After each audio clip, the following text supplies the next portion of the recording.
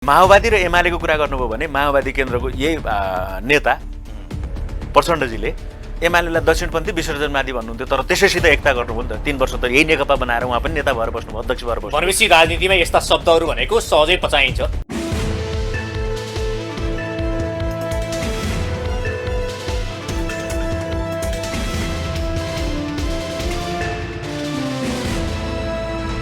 नमस्कार दर्शकवृन्द, कार्यक्रम चक्रव्यूहमा हार्दिक स्वागत छ। म हिमाल बस्नेत। दर्शकवृन्द, आज हाम्रो कार्यक्रम हुनुहुन्छ नेकपा एमालेका नेता सङ्घीय सांसद दीपक प्रकाश भट्ट। लामो समयको मौनतापछि नेपाली कङ्ग्रेसको गठबन्धनको सरकारले परराष्ट्र मन्त्रालयमा डाक्टर नारायण खड्कालाई नियुक्ति गरेको छ। नेपाली कङ्ग्रेसको गठबन्धनको सरकार भएको 72 दिनपछि मात्रै मन्त्रीमण्डल विस्तारमा जम्मा 1 जना थपिएको छ र यो लामो समय पछाडिसम्म पनि गठबन्धनको सरकारले मन्त्रीमण्डल विस्तार गर्न सकेको छैन भने देउबाले 16 मन्त्रालय आफ्नै मातहतमा छन् र यसको नेतृत्व देउबा एक्लैले गरिरहनु भएको छ। अब यता नेकपा एमालेलाई माधव कुमार नेपालले, विशेष गरी नेकपा एकीकृत समाजवादी पार्टीका अध्यक्ष माधव कुमार नेपालले जनताको बहुदलीय जनवाद छोडेको र दक्षिणपन्थी अवसरवादतर्फ उन्मुख भएको भनेर आरोप लगाउनु भएको छ। के नेकपा एमालेले जनताको बहुदलीय जनवाद छोडेको हो कि नेकपा एमाले दक्षिणपन्थी अवसरवादतर्फ उन्मुख भएको हो त? यावत विषयमा कुराकानी गर्छौँ। आउनुहोस् आजको कार्यक्रममा हाम्रा अतिथिलाई हार्दिक स्वागत गरौँ। स्वागत छ यहाँ कार्यक्रममा। हजुर, धन्यवाद। आराम हुनुहुन्छ? ठिक छु म। एउटा सुरुमा तपाईँलाई माधव कुमार नेपालको अलि नजिकको विश्वास पात्रको रूपमा चिनिन्थ्यो। तपाईँ माधव कुमार नेपालको नजिकमा पनि हुनुहुन्थ्यो। तपाईँलाई भनिन्छ माधव कुमार नेपालकै साथले गर्दा तपाईँले चुनाव जित्नुभयो, तपाईँ सांसद बन्नुभयो। तर आज तपाईँले माधव कुमार नेपाललाई किन छोड्नुभयो?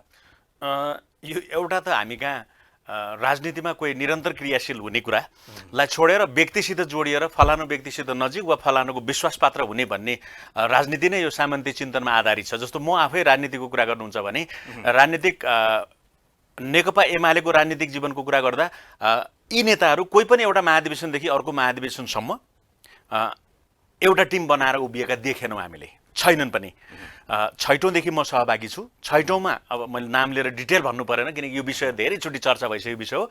छैटौँमा, सातौँमा, आठौँमा र नौमा महाधिवेशनमा 4वटा महाधिवेशनमा सहभागी हुँदा यी अहिले शीर्षस्थ तहमा रहनुभएका नेताहरू एकअर्कामा टिम फेरबदल भइरहेको छ। अर्को विचारको कुरा पनि होला। हामीले 9औं महाधिवेशनमा हाम्रो विचार जुन 8औं महाधिवेशनमा हामीले प्रस्तुत गरेका थियौँ त्यसलाई नेतृत्व लिनका लागि पार्टीभित्र उपयुक्त नेता को हुनुहुन्छ भनेर सहकार्य गर्न खोज्दा माधव नेपाल नेता बन्नुभयो। त्यसकारण त्यो व्यक्तिगत रूपमा उहाँसित नजिक हुने, उहाँको मात्रै हुने, विश्वासपात्र हुने भन्ने सन्दर्भ मेरो राजनीतिमा र मेरो व्यक्तिगत जीवनमा मलाई कहिले पनि मेरो प्राथमिकतामा रहेन।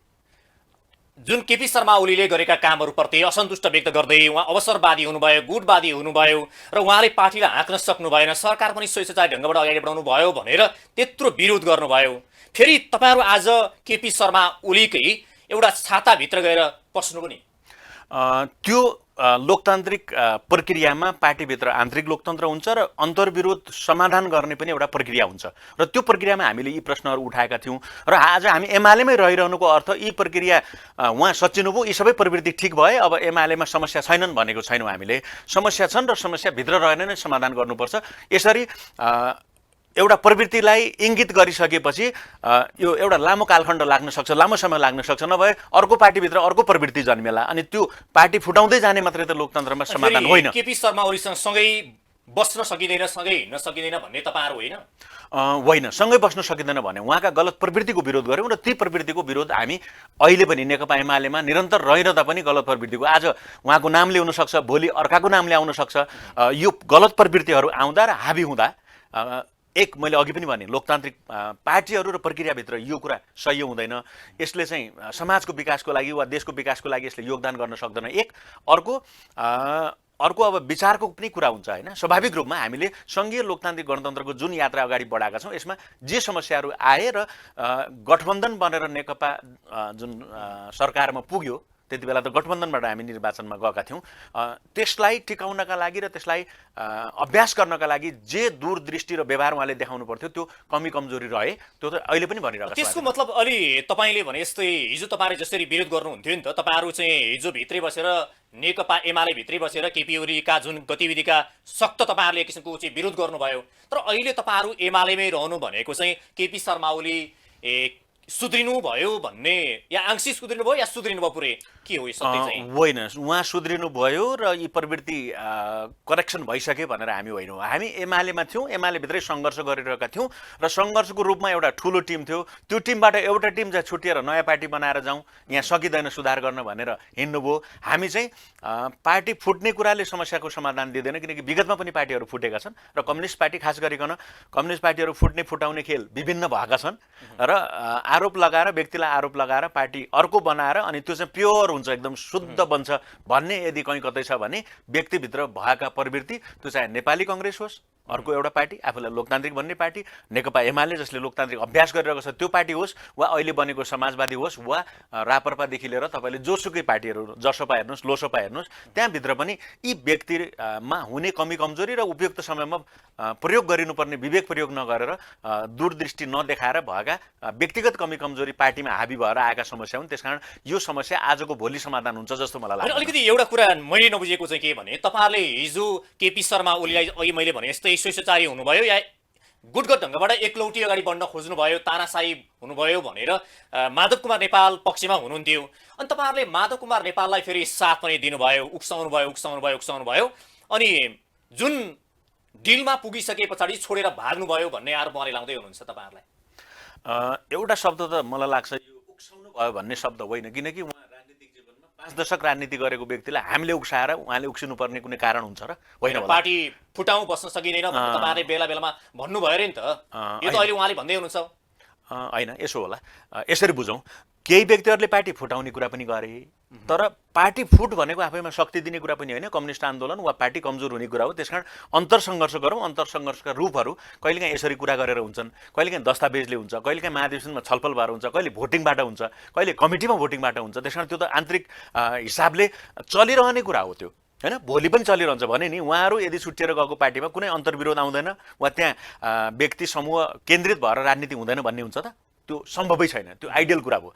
त्यसो हो भने सङ्घर्षको समाधान चाहिँ भित्र नै बसेर खोजौँ भन्ने चाहिँ बहुसङ्ख्यक नेताहरूले उहाँलाई अन्तिमसम्म प्रयास गर्नुभयो, तर उहाँ आफू व्यक्तिगत हिसाबले यति केन्द्रित हुनुभयो कि अब जानै सकिँदैन, म सँगै जान सक्दिनँ। तपाईँहरू जो भित्र गएर एमालेमै रहन चाहनुहुन्छ, तपाईँहरू सङ्घर्ष गर्नुहोस्, साङ्गठनिक हिसाबले, वैचारिक हिसाबले तपाईँहरू त्यतै रहनुहोस्, म चाहिँ जान सक्दिनँ, त्यस कारण म नयाँ पार्टी बनाएरै जान्छु भनेपछि त जानेहरू उहाँहरूसित पछाडिसम्म तपाईँ चाहिँ खुल्नु भएको थिएन भन्छन् नि, अलिक पछाडिसम्म तपाईँ चाहिँ के गर्ने भनेर अलमलमै हुनुहुन्थ्यो, अझै पनि तपाईँ अझै अलमलमा हो कि भन्ने प्रश्न पनि गर्छन् मान्छेले। होइन होइन, त्यो कहिले अलमल रहेन। एउटा उदाहरण पहिला पनि हामीले स्पष्ट रूपमा, जस्तो हामी हस्ताक्षर अभियानहरू विभिन्न जुन चले नि बेला बेलामा, त्यो सबै बेलामा पनि मैले उहाँलाई के भनेको छु भने पार्टी विभाजनमा चाहिँ म साथ दिन सक्दैन, किनकि विभाजनमा सहभागी भएको अनुभव पुरानो पनि छ। 54 सालमा उहाँ महासचिव हुनुहुन्थ्यो, महाकाली सन्धिको कुरा तपाईँ अस्ति मात्रै महाकाली गएर आएको कुरा गर्दै हुनुहुन्थ्यो, दोधारा चाँदिनी। यसो माथि हेर्नुभयो भने त्यही महाकाली र अहिले लिम्पियाधुराको नक्सा प्रकाशित गरेर हाम्रो भूमि महाकालीमा सिरानमा उद्गम बिन्दुमा भारतले मिचेको छ भनेर लिम्पियाधुराको हामीले कुरा गरिरहेका छौँ। त्यो महाकाली सन्धिमा ठुलो एउटा पोलराइजेसन एमालेभित्र भयो र पार्टी फुट्यो हो। त्यो भन्दा हामीले देखेका थियौँ 40%, त्यति बेला पार्टी फुटाउनु 40% कुनै एउटामा पुग्थ्यो, होइन? दलमा मात्रै भयो पुग्थ्यो र वामदेव र सिपी मैनाली साहना प्रधानहरूले नेतृत्व गरेर त्यति बेलाको बडेमानका नेता, होइन? पार्टीमा स्थापना कालका महासचिव सिपी मैनाली, वामदेव उपमहासचिव हुनुहुन्थ्यो उहाँहरूले बनाएर 40%मा लगेको पार्टी त जनताको बिचमा एउटा सिट जित्न सकेन। त्यस कारण पार्टी फुटाउने कुरा नगरौँ, अन्तरसङ्घर्ष गरौँ। अन्तरसङ्घर्षमा अलिकति जस्तो केपी ओली पार्टी अध्यक्ष हुनका लागि वा उहाँ नेतृत्वमा आउनका लागि उहाँले अन्तरसङ्घर्ष गरेर आउनुभयो नि त। उहाँलाई माधव नेपाल संस्थापन भइरहँदा वा झलनाथ खनाल चाहिँ अध्यक्ष भइरहँदा केपी ओलीले गुटबन्दी गर्नुभयो भनिरहनुहुन्थ्यो कि उहाँहरू, हामी भन्थ्यौँ त्यति बेला, किनकि संस्थापनमा हामी भएको बेला भन्थ्यौँ। जो संस्थापन भयो उसले अर्को जो गुटमा परिणित हुन्छ, होइन, जो परिणित हुन्छ त्यसलाई कसरी एकोमोडेट गर्ने भन्ने कुरामा चाहिँ एउटा समस्या नेपाली राजनीतिक दलमा देखिन्छ। जस्तो कोइराला फ्यामिलीसित शेरबहादुर देउवाले अन्तरसङ्घर्ष चलाइरहँदा पार्टीमा त्यो संस्थापन उहाँ हुनुहुन्थ्यो, उहाँ गुटमा हुनुहुन्थ्यो। जब उहाँ अध्यक्ष सभापति हुनुभयो, उहाँ संस्थापन हुनुभयो, अर्को पक्ष गुटमा गयो नि। तर बोलीचालीमा के भन्छ भने हामी संस्थापन बनिरहने बानी छ कि त्यहाँ। एउटा तपाईँले के कुरो प्रश्न पार्नुहोस् भने माधव कुमार नेपालले अर्को पार्टी फुटाएर जानुभयो, कतिपय तपाईँहरूका एमालेका नेताहरूले यसलाई पार्टीलाई फुट्नै भन्नुहुन्न ताकि चोइटेको मात्रै भनेर स्वीकार गर्दै हुनुहुन्छ। पार्टीकै रूपमा स्वीकार अझै पनि गर्नु भएको छैन। उता माधव कुमार नेपालले पनि नेकपा एमाले जनताको बहुदलीय जनवाद पनि छोड्यो, यो चाहिँ दक्षिणपन्थी अवसरवादमा लिप्त भयो भनेर चाहिँ एक किसिमले आरोप लगाइरहनु भएको छ। वास्तवमा तपाईँले निष्पक्ष रूपमा हेर्दाखेरि तपाईँ हिजो माधव कुमारको अलि नजिकको मान्छे भनेर चिनिन्थ्यो। यो स्थिति आउनमा चाहिँ माधव कुमार नेपाल र केपी शर्मा ओली बीच को बढी दोषी देख्नुहुन्छ? तीनटा कुरा आयो। एउटा पहिलो तपाईँले जुन यो चोइटिएको भन्नुभयो नि, यसमा के छ भने संविधान बनाउँदा कुनै दल फुट्नका लागि 40% 40% कि केन्द्रीय कमिटीमा कि चाहिँ दलमा हुनु पर्यो भन्ने प्रावधान पहिला थियो। अब यो दुवैतिर हुँदा पार्टी फुटाउनु सजिलो छ, त्यसकारण यसलाई के गरौँ वा होइन कि र दुवैतिर हुनु पर्यो भन्ने प्रावधान संविधान सभाको बहसमा आयो र त्यो छलफल गरेर निष्कर्षमा पुग्ने नेता यिनै होइन, उहाँ आफू महासचिव हुँदा पार्टी फुटेको थियो नि। एक अरू पार्टीका हकमा पनि भयो, त्यो काङ्ग्रेस प्रजातान्त्रिक भयो शेरबहादुर देउवाको नेतृत्वमा। यसकारण यो दल फुट्ने प्रावधान चाहिँ सजिलो भयो, यसलाई टाइट गरौँ भनेर भनियो र केपी ओलीले वैशाखमा कोरोना कालमा त्यो 40% दुईटैतिर 40% हुनुपर्नेलाई र बनाउने कुरा ल्याउँदा हामीले विरोध गरेका थियौँ। म पनि विरोध गर्ने मान्छे र माधव नेपाल पनि विरोध गर्ने मान्छे। तर उहाँले पार्टी फुटाउनका लागि उहाँले शेरबहादुर देउवालाई के भन्नुपर्ने स्थिति आयो भने यो र वा मात्रै होइन कि यो 20% पुर्याइदिनु पर्यो भनेपछि चोइटो कि फुट्यो यो जनताले विश्लेषण गर्ने कुरा र भोलि भोटमा आउने कुरा होला। किनकि चुनाव त लड्नु छ उहाँलाई पनि होइन, जनताका बिचमा पार्टी पुर्याउनु सक्नुभयो, विचार पुर्याउनु सक्नुभयो भने त चोइटेको होइन उहाँ मूलधार बनेको भनौँ। पार्टी फुटेको भनेर तपाईँ स्वीकार त गर्नुहुन्छ नि? अफकोर्स गर्छु म, तर मैले अघि लोकतान्त्रिक अभ्यासको कुरा गरेँ नि। संविधान बनाउँदा यिनै नेताहरूले त्यो संविधान सभामा माधव नेपाल पनि हुनुहुन्छ, केपी ओली पनि हुनुहुन्छ, झलनाथ पनि हुनुहुन्छ, वामदेव पनि हुनुहुन्छ, यिनै नेताहरू हुनुहुन्छ। वामदेव हुनुहुन्थ्यो। यस्तो कन्डिसनमा बनाएको संविधान प्रावधान किन राखियो त 40% दुवैतिर हुनुपर्ने? किनकि दलहरू नफुटुन्। दलहरू फुट्ने भनेको हाम्रो लोकतन्त्र कमजोर हुन्छ, हाम्रो स्थिरता राजनीतिक अस्थिरतालाई यसले मलजल गर्छ। यो एङ्गल कहाँ गयो त भन्दा अहिले भएन। अर्को यो जुन बिचको कालखण्ड रह्यो, जुन 5 वर्षदेखि अब 7 वर्ष भयो महाधिवेशनको, जसमा महाधिवेशनबाट जितेर केपी ओली आउनुभयो, उहाँ संस्थापन भइसकेपछि उहाँले पार्टीलाई उहाँले आफ्नो तरिकाले ह्यान्डल गर्नु। सिधा भन्दा चाहिँ पार्टी फुटाउन सबभन्दा ठुलो दोषी चाहिँ माधव नेपाल हुनुहुन्छ? होइन, म त्यहाँ आउँदै थिएँ अगाडिकै प्रश्नमा, यो कन्टिन्यू आइरहेको छ। विचारको कुरा गर्नुहुन्छ भने विचारमा नेकपा एमालेमा दक्षिणपन्थी र अवसरवादिता हावी भएको र विचार सखलन भइरहेको र वैचारिक कुराहरू नहुने, पद्धतिगत रूपले र पार्टी विधानलाई मिच्ने काम बढी कसैबाट भइरहेको छ भने त्यो पार्टी अध्यक्ष केपी शर्माबाट ओलीबाट भइरहेको छ भनेर हामीले भनेका थियौँ। त्यो कुरामा आज पनि म देखिरहेको छु र भनिरहेको छु र हामी यहाँ भित्र रहिरहँदा पनि हामीले त्यसलाई करेक्सन गर्नका लागि सङ्घर्ष गर्नुपर्छ, त्यो आवश्यक छ भन्छु म। एक तर त्यो मात्रै कुरा रहेन, त्यसलाई व्यक्तिगत कुण्ठा र व्यक्तिगत तवरमा लिएर पार्टी फुटाउनै पर्छ, त्यहाँ बस्नै सकिँदैन, अन्तरसङ्घर्ष गर्नै सकिँदैन भनेर 40%मा दुवैतिर पुर्याउने प्रावधानलाई हटाएर 20%मा पार्टी पुर्याउनका लागि र नयाँ पार्टी बनाउनका लागि र गठबन्धन बनाएर जानका लागि जे अन्तिममा निष्कर्षमा पुग्नुभयो, त्यो हिसाबले त्यहाँनिर पुगेर उहाँ पनि दोषी हुनुहुन्छ। तर प्रमुख दोषी र दोस्रो भन्ने हो भने त्यो क्याटेगोरी गर्न मिल्छ। अब विशेष गरी तपाईँले एउटा ठुलो अवसर त गुमाउनु भयो नि। तपाईँ यदि माधव नेपालसँगै बसेको भएदेखि, माधव नेपालकै पार्टीमा गएको भएदेखि अहिले तपाईँको मन्त्री बन्ने सम्भावना हुन्थ्यो र मन्त्री पनि सायद बन्नुहुन्थ्यो होला। होइन, यो अवसरका लागि राजनीति गरेको भन्ने बुझाइ पनि एउटा कमी कमजोरी छ। हामी संसद पुनर्स्थापना गर्नका लागि सर्वोच्चमा हस्ताक्षर गर्नसम्म गयौँ, तर त्यसपछि जसपा र अरू पार्टीले गर्दा जब शेरबहादुर देउवालाई विश्वासको मत पुगिरहेको छ भने हामीले हाम्रो पार्टीलाई एकता गरौँ, पार्टी एकताबद्ध बनाऊ, भोट हाल्नु जरुरी छैन, हाल्ने नै हो भने पनि हामी हाल्छौँ, तपाईँ नेताहरूले नहाल्नुहोस् भनेर माधव नेपालजीलाई हामीले रिक्वेस्ट पनि गऱ्यौँ होइन। त्यो भएन। तर त्यसपछि जुन बेला मन्त्री बन्नका लागि निमन्त्रणा आएको आएन, सिधा भन्दा जस्तो माथि तपाईँको चाहिँ रेस्टुरेन्टमा गएर भेला पनि भयो क्यारे होइन, भेला भएर चाहिँ एक किसिमले चाहिँ सांसदहरूलाई विभिन्न किसिमका चाहिँ माधव पक्षमा ल्याउनको लागि जोड बल गरेर चन्द्रगिरी पुगेको र त्यहाँ पनि 3-4 दिन 3 दिनसम्म चाहिँ राखिएको भन्ने कुरा नै आउँथ्यो। तपाईँलाई चाहिँ त्यहाँ आउनुहोस् मन्त्री दिन्छौँ भनेर प्रस्तावहरू आएन र? होइन, मैले अघि नै जोडेँ तपाईँलाई कि म यो पार्टी विभाजन गर्ने कुराको तपाईँको यदि कहीँ कतै सोच छ र त्यो कुरा हाम्रो टिमभित्र केही जो व्यक्तिहरूले भनिरहनु भएको थियो, उहाँले पनि त्यो कहिलेकाहीँ त्यो कुरा आवश्यक पर्दा फुट्नु पनि वा अर्को पार्टी बनाउनु पनि पर्ने हुन्छ भनेर जब उहाँले भनिरहनु भएको थियो, त्यो कुरा मैले सधैँ नकारेको थिएँ। अर्थात् यो पक्षमा तपाईँसित साथमा जान सकिन्न, तपाईँको निष्ठा, तपाईँको निरन्तरता, तपाईँले देखाएको अनेस्टी र त्यस हिसाबले नेता मान्ने कुरा ठिक छ। तर त्यो पार्टी विभाजन गरेर नयाँ पार्टी बनाउनका लागि कम्पेरिटिभली हामीले त दुईटा राजनीति किन गरेको भन्दा नेता मन्त्री बन्नको लागि या संसद बन्नको लागि या प्रधानमन्त्री बन्नको लागि हो, त्यस हुनाले तपाईँले पनि एउटा किसिमले ठिकै छ नि त, मन्त्री बन्नको लागि अवसर आउँछ भने अघि बढौँ भन्ने किसिमको सोच चाहिँ तपाईँसँग आएन सर? हुँदै होइन। राजनीतिमा लागेको पनि समाजमा र राष्ट्रका लागि केही गर्न सकिन्छ भनेर हो होइन। भोलि त्यहाँ पद पाउँला, पदमा जाने मन्त्री सांसद यो नै निरन्तर बन्नका लागि र भन्ने हुँदै होइन। हामी त राजनीतिमा हाम्रो स्कुलिङ हुँदा चाहिँ हामीले समाजमा व्याप्त विभिन्न प्रकारका असमानता जे छन् र यसलाई राम्रो सिस्टम एउटा र अब अहिले पनि योगदान र गर्न सकिने के हो त भन्दाखेरि बढीभन्दा बढी पार्टीलाई पनि सिस्टममा चलाउँ र देशलाई पनि सिस्टममा, किनकि पार्टी सिस्टममा चलाएनौँ, विधि विधानमा चलाएनौँ र भनेको कुरा कमिट गरेर हामीले पार्टीमा लागू गरेनौँ भने हामी देशको संविधान मान्छौँ भन्ने कुरा त नमान्ने कुरा त हाम्रै अध्यक्ष कमरेड केपी शर्मा ओलीले देखाउनु पनि त त्यही हो नि त। विशेष गरी भइरहेको त्यही हो। त्यसकारण त्यो पद भन्ने कुराको लागि कहिले पोलिटिक्स गरिएन। हेर्नुहोस्, गर्ने कुरा समाजको लागि, राष्ट्रको लागि कन्ट्रिब्युसन गर्न सक्ने हो। पद त आउँछ जान्छ।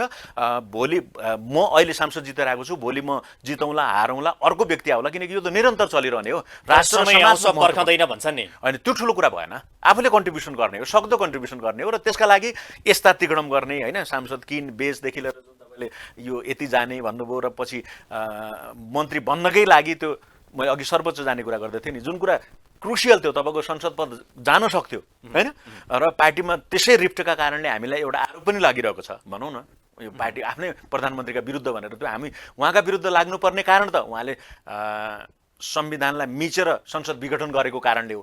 त्यो फर्किने कुरा चाहिँ एउटा फर्क्यो, फर्किने बेलामा आएका व्यक्तिहरू अहिले मन्त्री बन्न गएका। तपाईँले चाहिँ प्रधानमन्त्री शेरबहादुर देउवालाई विश्वासको मत दिनुभयो कि दिनु भएन? मतलब आफ्नो मत दिनुभयो कि दिनु भएन? मैले दिइनँ। किन नदिनु भएको?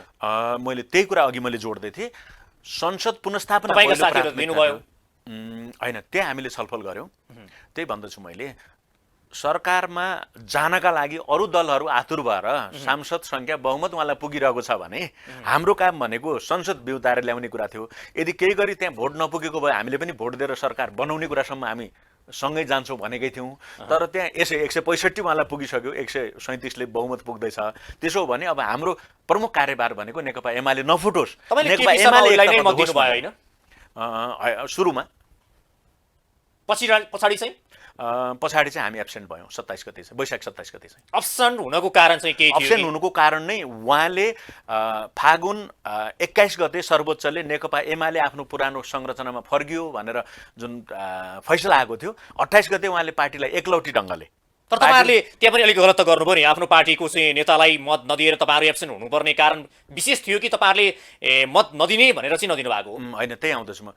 फागुन 28 गते पार्टीलाई एकलौटी ढङ्गले महाधिवेशन आयोजक कमिटी बनाएर जे गतिविधि पार्टीमा नेकपा एमालेको संरचनामा अगाडि बढाउनु भयो त्योसित हाम्रो असहमति थियो। अघि अन्तर्विरोध मैले भने नि, पार्टीभित्रै लडिरहने कुरा। त्यही भएर त यो सबै कुरा भएर पनि म एमालेमै निरन्तर छु र यहीँबाट म सेवा गर्न चाहन्छु र पोलिटिक्स गर्न चाहन्छु र काम गर्न चाहन्छु भनिरहेको छु म।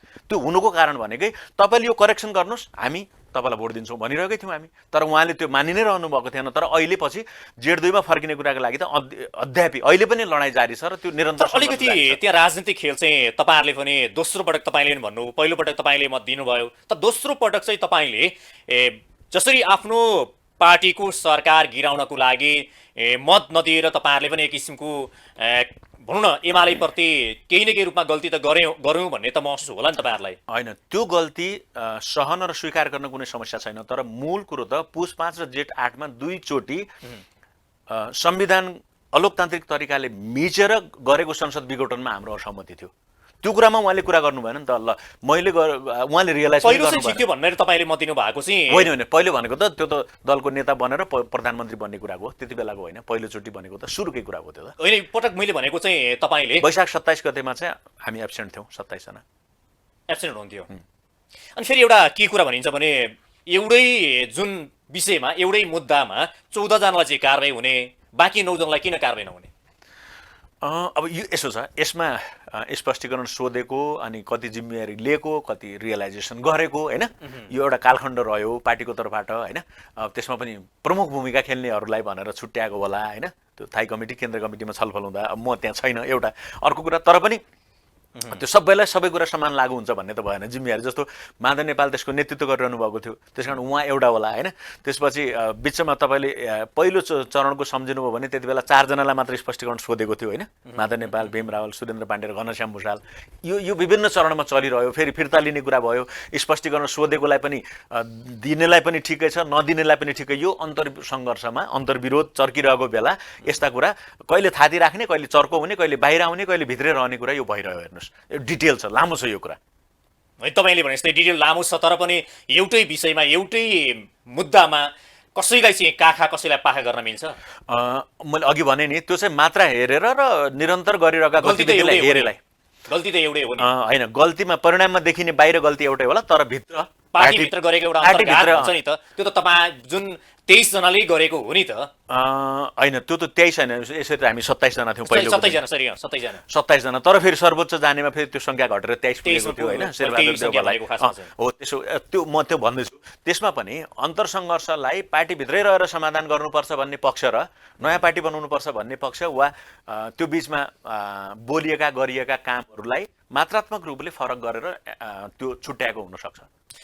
अहिले केही अगाडिसम्म तपाईँहरूको पार्टी नेकपा एमाले संसदमा जस्तो किसिमको चाहिँ भूमिका खेल्यो, तपाईँहरू चाहिँ हेरेर बस्नुभयो कि तपाईँ पनि अगाडि सर्ने चाहिँ रोस्टमसम्म पुग्नका लागि कसरत गर्नुभयो? होइन, त्यो रोस्टमसम्म पुग्ने र जुन खालको त्यो खालको गतिविधि भइरहेको छ त्यो सुहाउँदो छैन। सङ्घीय सांसद भएर कानुन बनाउनका लागि विधायिकामा पठाएको जिम्मेवार व्यक्तिहरूले त्यो गतिविधि गरिरहनु आवश्यक छैन। अब कसैलाई जोस जाँगर देखाउने, पाखुरा सुर्किने गतिविधि हुन्छ भने त्यो अलिकति इन्डिभिजुअल कुरा भयो। तर म चाहिँ त्यो कहिले पनि विगतमा पनि त्यस्ता घटनाहरू संसदमा घटेका छन् होइन, कहिलेकाहीँ बाहिरका पनि हेर्न पाइन्छ मिडियाबाट होइन। त्यो अचम्म लाग्छ, किनकि जनता र राष्ट्रको लागि केही गरौँ भनेर एउटा प्लेटफर्मबाट काम गरिरहेको व्यक्तिहरूले त्यस्तो गर्नु आवश्यक छैन र त्यो कहिले र कसैले पनि नगर्दा राम्रो हुन्थ्यो जस्तो लाग्छ। एमाले विरोध गर्नु पनि उपयुक्त थियो कि थिएन? किनकि अदालतमा पुगेको मुद्दाको फैसला नहुँदै संसद अवरुद्ध गर्नु ठिक थियो र? मेरो विचारमा संसदीय दलमा छलफल गरेर पार्टीको तर्फबाट संसदमा यो कुराको विरोध बोलेर नेताहरूले, दलको नेताले, उपनेताले वा प्रमुख सचेतक लगायतको शीर्ष नेताहरूले समय लिएर बोलेर यो कुरा आफ्नो कुरा दर्ज गराएको भए बेस्ट हुन्थ्यो। तर अब पार्टीले निर्णय गरेर त्यसको विरोध गर्ने भनेको छ। अब त्यसमा हामी सहभागी हुन्छौँ। अब त्यो कुरा स्वाभाविक हो, फेरि दलको निर्णय हो होइन। जस्तो तपाईँहरूले एउटा राजनीतिक मुद्दालाई तपाईँहरूले अदालतसम्म पुर्याउनु भयो, तर अदालतमा पुर्याइसके पछाडि अदालतको फैसला एउटा चाहिँ आउन जेलसम्म चाहिँ धैर्यता गर्ने एउटा त्यो धैर्यताको तपाईँहरूले बात पनि नाग्नु भयो भन्ने छ नि त। किनकि धैर्य गर्न सकिन्थ्यो नि त, कि अदालतमा पुर्याउनै भएन, अदालतमा पुर्याइसके पछाडि धैर्यता गर्नु पर्यो। म त्यही भनिरहेको थिएँ अघि पनि, बोलेर यी कुराहरू राखेर यसप्रति हाम्रो असहमति छ त्यस कारण हामी उभिरहन्छौँ, हामी चल्न दिँदैनौँ भनेर भनेको भए बेस्ट हुन्थ्यो। अब म चाहिँ यङ भन्नाले पार्लियामेन्टमा पहिलोचोटि आएकोले जो 46 सालदेखि निरन्तर छन् उनीहरूले वा पार्टीको नेतृत्वले त्यो कुरालाई बुझेर त्यो निर्णय गरेको भए बेस्ट हुन्थ्यो जस्तो लाग्छ। मैले जे हिसाबले पार्लियामेन्टलाई बुझिरहेको छु र विपक्षी दलको पार्लियामेन्टमा हुनुपर्ने रोललाई बुझिरहेको छु। तर अब केहीलाई त त्यो पनि पुगेको छैन, किनकि उहाँहरू त माथि नै चढेर अरू घटना नै घटाउने कुरा गरिरहनु भएको हिसाबले त्यो चाहिँ बुझाएर स्कुलिङमा कमी होला होइन। किनकि त्यस्तो खालको त एमालेका सांसदलाई यस्तो ट्रेनिङ चाहिँ कसले दिएछ भन्नेसम्म कुरा आयो। यस्तो हान्न सम्म सक्ने यो हैसियतमा चाहिँ उहाँलाई राम्रै ट्रेनिङ दिएको रहेछ एमालेभित्र भन्ने कुरा नै आयो होइन। त्यही त त्यो चाहिँ माइन्डसेट र स्कुलिङको पनि कुरा हुन्छ र व्यक्तिमा पनि भर पर्छ होइन। र अलिकति नोटिसमा आउनका लागि वा चर्चामा आउनका लागि, किनकि एक खालको त्यो नै अहिले मिडियाको पनि अट्र्याक्सन त्यता मात्रै हुने भएकोले, किनकि जो शान्त भएर अरू ढङ्गले कुल भएर कुरा गरिरहेको छ या नारा लगाइरहेको छ त्योप्रति आकर्षण देखाउँदैन मिडियाले होइन। न युट्युबरले गर्छ, न ट्विटरमा गर्छ वा अरू सामाजिक सञ्जालमा गर्छ भने लाइमलाइटमा आउनका लागि कसैलाई ला होला। त्यो व्यक्तिगत कुरा भयो, तर त्यो नीतिगत कुरा थिएन पार्टीको, जो पछि तेस्रो बैठकमा आएर अध्यक्षले भन्नु पनि भयो दलको नेताको हैसियतले यो गतिविधि राम्रो भएन, हामीले मर्यादाको कुरा उठाइरहेका छौँ र हामी आफै अमर्यादित हुने कुरा राम्रो होइन भनेपछि त्यो अहिले अलि शिथिल छ। ठिक, अहिले नेकपा एमालेको सुदूरपश्चिम प्रदेशको इन्चार्ज 2 जना हो? होइन, इन्चार्ज भन्ने शब्दावली जेठ 2 मा फर्किँदा नेकपा एमालेमा थिएन। हामीले त्यति बेला संयोजक र सहसंयोजक मात्रै देखेका थियौँ।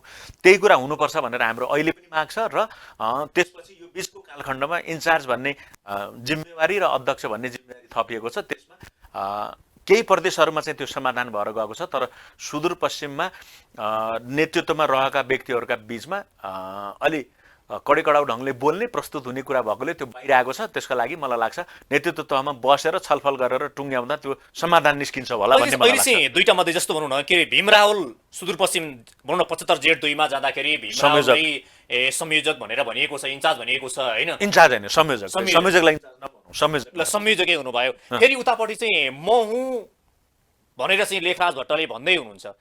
यो बिचमा चाहिँ अब केपी शर्मा ओलीले अध्यक्षले पनि लेखराज भट्ट नै सुदूरपश्चिम प्रदेशको इन्चार्ज भनेर भनिरहनु भएको छ भन्ने कुरा आइरहेको छ। कि दुवैजना होइन भन्नु पर्यो कि दुवैजना हो भन्नु पर्यो? वास्तविक कुरा चाहिँ जनता नै अल्मलिरहेका छन्। को चाहिँ इन्चार्ज? कार्यकर्ता नै तपाईँहरूका झुकिरहेका होलान् अहिले। कसलाई मान्ने इन्चार्ज? होइन, कसलाई मान्ने? तपाईँले संयोजक भन्नुभयो, संयोजक कसलाई मान्ने? होइन, यसो छ, झुक्किने कुरै छैन, किनकि जो जहाँ उभिएका छन् त्यसले त्यसरी नै बुझिरहेछन्।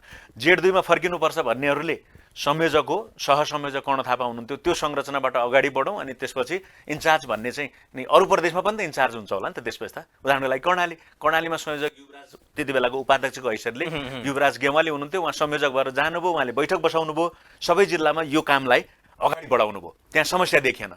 तर ठ्याक्कै यही कुरामा Z3बाट अगाडि बढेको निरन्तरताको जुन अघि मैले फागुन 28 को कुरा गरिरहेको छु, सर्वोच्चको फैसलापछि जुन ढङ्गले पार्टी अगाडि बढ्नु पर्थ्यो र पार्टीको आन्तरिक जीवनलाई र साङ्गठनिक संरचनालाई अगाडि बढाउनु पर्थ्यो, त्यसका लागि अध्यक्ष, थाई कमिटी, केन्द्र कमिटीले त्यो कुरा अपानीमा जारी पनि गरिसकेको छ। हामी Z2 मा फर्क्यौँ भनेर, त्यसो हुँदा संयोजक भएर जानु पर्थ्यो र इन्चार्ज प्रणालीमा जाने हो भने अब त्यसपछि इन्चार्जको जिम्मा कसलाई दिने हो? उपाध्यक्ष र संयोजक हैसियतले उहाँले गरिरहनु भएको छ, त्यो दुईटा जिम्मेवारी उहाँलाई किन हुनसक्छ नि त। त्यसो भने उहाँ उपाध्यक्षको हैसियतले जाने, संयोजक उहाँ हुनुहुन्थ्यो र अब लेखराज भट्टले मयौँ भन्ने, भीम रावलले मयौँ भन्ने, दुवैजना नछोड्ने हो भने त यो विषयले, यो केसले त निकै ठुलो चाहिँ रूप लिएला जस्तो छ। होइन, ठुलो रूप लिँदैन, म त्यही भन्दैछु। यो चाहिँ एउटा यो होइन, यही कार्यक्रममा आएर चाहिँ लेखराज भट्टले मयौँ भनेर भन्नुभएको थियो कि उहाँले त म हुँ भनिरहनु भएको मै हुँ, अहिले सुदूरपश्चिम प्रदेशको नेकपा एमालेको इन्चार्ज मै हुँ, अरू हुनै सक्दैन भनेर उहाँले भनिरहनु भएको छ। होइन, त्यो त भने मैले, त्यसकारण त्यो बुझाइमा के बुझिरहने भनेर तपाईँले भन्दा म भनिरहेको छु कि त्यही त कार्यकर्ता झुकिए भन्ने कुरा हो के मुख्य कुरा जुन चाहिँ। पक्षमा कसलाई मान्ने? होइन, यस्तो बेला त आउँछ हेर्नुहोस्, किनकि विधानमा र सहमति त्यो त थाई कमिटीले र केन्द्र कमिटीले आफ्नो अन्तर्पार्टी निर्देशनमा जारी गरेको कुरा हो कि Z2 मा पार्टी संरचना फर्किने, त्यहाँबाट एक्टिभ हुने, अगाडि बढ्ने भनेर। जस्तो यो लुम्बिनीमा एक्टिभ भयो होइन, गण्डकीमा एक्टिभ भयो, कर्णालीमा एक्टिभ भयो, मैले 3टा प्रदेशको उदाहरण दिएँ नि। तर सुदूरपश्चिममा भएन भनेपछि त्यो को दोषी भयो त भनेपछि व्यक्ति दोषी भयो। त्यसकारण व्यक्ति पार्टीमा र संरचनामा र प्रणालीमा हाबी हुन थाल्यो भने समस्या आउँछ। त्यसले नेकपा एमाले सुदूरपश्चिममा समस्या सिर्जना गर्छ। समस्या सिर्जना गरिरहने हो कि समाधान दिने हो, त्यो नेतृत्वले जान्ने कुरा हो। भीम रावलले जान्नु पर्यो, लेखराज भट्टजीले जान्नु पर्यो र कर्ण थापाजीले जान्नु पर्यो, किनकि उहाँहरू 3 जना चाहिँ यो कामको लागि सहजकर्ताको रूपमा प्रमुख जिम्मेवारीमा हुनुहुन्छ। यदि उहाँहरूले यो काम गरिरहनु भयो भने नेकपा एमालेलाई सुदूरपश्चिममा क्षति भइरहन्छ। त्यसकारण नेकपा एमालेलाई बलियो बनाएर जनताका बीचमा, कार्यकर्ताका बीचमा तपाईँले भनेको अन्यललाई चिरेर जाने कि अन्यल बढाइरहने कि कुटाकुटमा लैजाने, उहाँहरूमा भर पर्छ। यो नेकपा एमाले अहिले Z2 फर्केको हो, Z2 मा यस्तो छ, अब होल फर्केको हो भनेर मैले अघि उदाहरण दिएँ तपाईँलाई। प्रदेशको कुरा गर्नुहुन्छ भने यो विभिन्न प्रदेशमा फर्किरहेको छ र एक्टिभ भइरहेको छ। जस्तो आजै व्यापक, जस्तो मैले बिहान भोजपुरको साथीहरूले भनिरहेको थिएँ, हामी त्यहाँ फर्क्यौँ, त्यही कमिटीलाई हामीले एक्टिभ गऱ्यौँ, खाली रहेको पदहरूलाई हामीले भरेर अगाडि बढ्यौँ भनेर। त्यो धेरै जिल्लामा सहज ढङ्गले गइरहेको छ। केही व्यक्तिमा र त्यहाँ रहेको नेतृत्व र हिजो अलिकति सम्बन्ध तिक्ततापूर्ण विकसित भएको ठाउँमा चाहिँ समस्या देखा परिरहेछ र यो व्यक्तिमा भर परिरहेको छ। गण्डकी, कर्णाली र लुम्बिनीमा भएन भने मैले अघि त्यहाँ सहज ढङ्गले गयो। खाली रहेका पदहरूमा पनि सिनियर मान्छेहरूलाई ल्याउनु पर्ने व्यक्तिहरूलाई छलफलमै सल्लाहमा ल्याएपछि समस्या देखिएन। तर नेतृत्व नै आम्ने सामने भएर बाजाबाज गर्ने ठाउँमा चाहिँ समस्या भइरहेको छ। तपाईँले भने जस्तै अब नेकपा एमाले 75Z2 मा फर्किएको हो भने चाहिँ भीम रावलै भन्नुभयो तपाईँले होइन, त्यहाँको इन्चार्ज, एक कुरा जोडिँदाखेरि यदि तपाईँले भने यस्तो यो पुरापुर फर्किएको होइन भने त लेखराज भट्टलाई नै स्वीकार्नु पर्यो भन्ने कुरा चाहिँ यसबाट निचोड निक्लिन्छ कि भन्ने मेरो प्रश्न हो। यस्तो हुन्छ, यो पार्टी जीवनमा गणितमा जस्तो त ठ्याक्कै यही त हुँदैन नि त। Z2 मा पार्टी फर्केको होइन, पार्टी संरचना फर्केको। त्यो चाहिँ अध्यक्षको वा पार्टी कमिटीले फर्क्यौँ भनेर फर्काएको होइन, त्यो सर्वोच्चले फर्काइदियो र त्यही फर्काएर नै नेकपा एमाले भयो। नत्र नेकपा थियो त यो, किन नेकपा एमाले भयो त? यो नेकपा माओवादी केन्द्र छुट्टियो किन? किनकि यो फैसला मानेर हो। त्यो मानेर हो भने त त्यही पुग्नु पर्यो। अब 3 मा हामीले सबै कमिटीहरूमा नेकपा बनाउनका लागि हाम्रो पार्टीमा नेकपा एमालेमा 3 गते हामीले थपथाप गरेका थियौँ। केन्द्रीय कमिटीमा, थाई कमिटीमा, जिल्ला कमिटीमा, प्रदेश कमिटीमा। ती व्यक्तिलाई 3 वर्षसम्म त्यो कमिटीमा रहिसकेपछि अब फर्किँदा चाहिँ तपाईँहरू जानुस् भनेर भन्नु राम्रो हुँदैन, किनकि आखिर 3 वर्ष त त्यही पार्टी झन् त्योभन्दा ठुलो पार्टी बनेको नेकपा तपाईँहरूले यसैलाई इस्यु बनाउनु भएको थियो नि त एक समयमा, किनकि हामी 75 जेठ 2 मै फर्किने हो भने चाहिँ माओवादीका साथीहरूलाई पछाडि इन्ट्री गर्नुपर्छ, पछाडि चाहिँ उहाँहरूलाई चाहिँ पार्टीमा इन्ट्री गर्नुपर्छ भनेर एकपल्ट विवाद बनाएर मुद्दा बनाएर तपाईँ अघि बढ्नु भएको थियो नि होइन, त। त्यो जेठ 2 र 3 भनेको त्यहीँनिर हो कि त्यो चाहिँ सबै कुरा 10 बुँदे सहमतिमा र पार्टीमा छलफल भएर लामो समय छलफल भएर आखिर त्यो सहमति भयो नि त। कारण केपी ओलीको पक्षमा पनि 5 जना त्यो कार्यदलमा हुनुहुन्थ्यो। त्यति बेला विभाजन अघिको कुरा, कारण माधव नेपालको तर्फबाट पनि 5 जना हुनुहुन्थ्यो। त्यो सबै बसेर छलफल गरेर टुङ्ग्याएको कुरा त हो नि त्यो। त्यसकारण 2 मा भएको संरचनालाई यसरी 2 मा फर्काउँ, 3 मा आएकोलाई पनि 3 मा त बादल पनि आउनुभयो एमाले नेकपामा, लेखराज भट्ट पनि आउनुभयो होइन।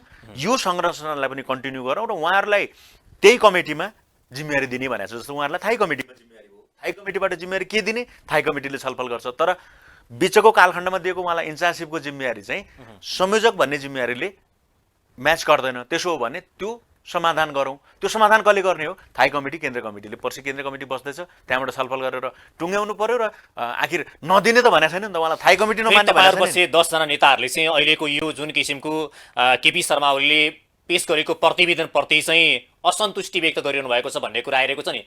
यहाँ चिरा पर्न लागेको छ कि चिरा पर्ने हो कि भन्ने शङ्का पनि बाहिर छ। होइन, चिरा पर्ने होइन, चिरा त अलरेडी यो फरक फरक धरातलमा फरक फरक विश्लेषण गरेर आएको हुनाले यो अलरेडी छ। अहिले पनि चिरा छ। होइन, चिरा छ त तपाईँले सोध्नै भएन, किनकि यसै देखिन्छ त। पुस 5 र जेठ 8 मा गरेको संसदको विघटनको कुरालाई हामीले यो असंवैधानिक भयो भनेका थियौँ होइन। त्यसका लागि सङ्घर्ष गऱ्यौँ र हामी सर्वोच्चसम्म गएर फर्काएर संसद बिउताएर ल्यायौँ भनिरहेका छौँ हामी। जो यो भनिरहेका छन् र यो पक्षमा उभिएका छन् र त्यो ठिक थियो भनिरहेका छन्, यो त यसै देखियो नि त दुईटा त। अब यो वैचारिक कुरा भयो। यसलाई चाहिँ कुन ठाउँमा गएर वैचारिक छलफल गरेर ल त्यो गल्ती थियो भने यो ठिक थियो भन्ने कुरा हो कि वा गल्तीको मात्रा छुट्याएर त्यसलाई एक ठाउँमा गएर राजनीतिक रूपले यो विषय चाहिँ अब यसरी सल्टाउनु पर्छ भनेर हामी छलफल गर्नुपर्ने हुन्छ। यो चाहिँ विषय प्रवेश भएको छ जम्मा जम्मी अहिलेलाई। यो एउटा पाटो हो, किनकि हिस्ट्रीमा गल्तीहरूलाई समीक्षा गर्ने भन्दा यो 70 वर्षे यसले पनि नेकपा एमाले भित्र अर्को तरङ्ग ल्याएको छ भन्छन् नि। कहिले यसलाई कायम गर्ने भन्ने, कहिले यसलाई छोड्ने भन्ने, कहिले 2 कार्यकाल प्रधानमन्त्री पाउने भन्ने के यो विषयले तपाईँहरूको भित्रमा एक किसिमको चाहिँ यसले पनि एउटा फेरि एमाले भित्र अर्को चिरा त अहिले देखिन्छ। सिधै हेर्दा त्यो चिरा पुरै फक्लाटै भएर जान्छ कि? होइन, त्यस्तो हुँदैन। किनकि पार्टी जीवनमा उमेर हद लगाउने कुरा 9 महाधिवेशनमा छलफल गरेर विधानमा लेखेकै कुरा हो। अब विधानमा संशोधन गर्ने हो भने संशोधनको लागि आउनु पर्यो, त्यो आएको छैन अहिले र कसैले त्यो विषय प्रवेश गराएको पनि जस्तो मलाई लाग्दैन। त्यो 70 वर्ष लागू हुन्छ र हुनुपर्छ भन्छु म, किनकि त्यो त आजको लागि होइन नि त। आखिर राजनीतिक रूपले समाजका कुनै पनि क्षेत्रमा मान्छे क्रियाशील हुनका लागि यो 60, 65, 70 उमेर किन लगाएको होला भन्दा किनकि क्रियाशीलताको कुरा हो नि त। विवाद आइरहेको छ, यो समाधान तपाईँहरूले यसमा चाहिँ सहमति होइन? समाधान नेताहरू बीच अहिले भीम रावल, अष्टलक्ष्मी साक्य, सुरेन्द्र पाण्डेहरू चाहिँ अब अहिले उमेर हदले पनि लगभग 70 हाराहारीमा पुग्न लागिरहेको अवस्थामा अर्को महाधिवेशनमा अध्यक्ष पदमा लड्न नपाइने हो कि भन्ने एउटा चिन्ताले गर्दा यसमा सहमति जुट्ने सम्भावना न्यून छ भन्छ नि त। होइन, यो अब कारण यो भन्छन् विशेष गरी। अब अनुमानका कुरा नगरौँ, 70 वर्ष लागू हुन्छ र हुनुपर्छ जस्तो लाग्छ मलाई चाहिँ। यो अब अनुमानले त उहाँ अब कोही न कोही कुनै बेला त रिटायरमेन्ट त लिनु पर्ला नि त।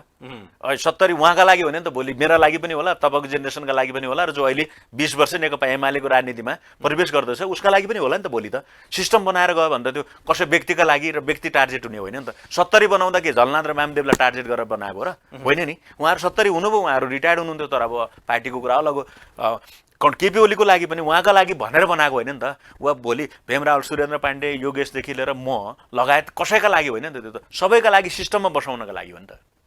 यता माधव कुमार नेपालले फेरि नेकपा एमाले अघि मैले पनि सुरुमा भने दक्षिणपन्थी अवसरवादतर्फ उन्मुख र जनताको बहुदलीय जनवाद छोडेको भनेको सम्म आरोप लाग्नु भएको छ। साँच्चै नेकपा एमाले जनताको बहुदलीय जनवाद छोडेको? यो कस्तो हुन्छ भने जनताको बहुदलीय जनवाद छोडेको भन्ने हामीले कुरा गरेका छैनौँ। एउटा कुरा, पहिलो कुरा के हो कि जनताको बहुदलीय जनवाद नेपाली क्रान्तिको एउटा मौलिक कार्यक्रम थियो। त्यो 1990 को दशकमा जति बेला हामी त्यो प्रजातन्त्रमा प्रवेश गऱ्यौँ त्यति बेला कम्युनिस्ट आन्दोलनको जडसूत्रवादी चिन्तन चाहिँ फरक थियो होइन। त्यसमा अरू पार्टीहरू अरू ढङ्गले हिँडिरहेका थिए।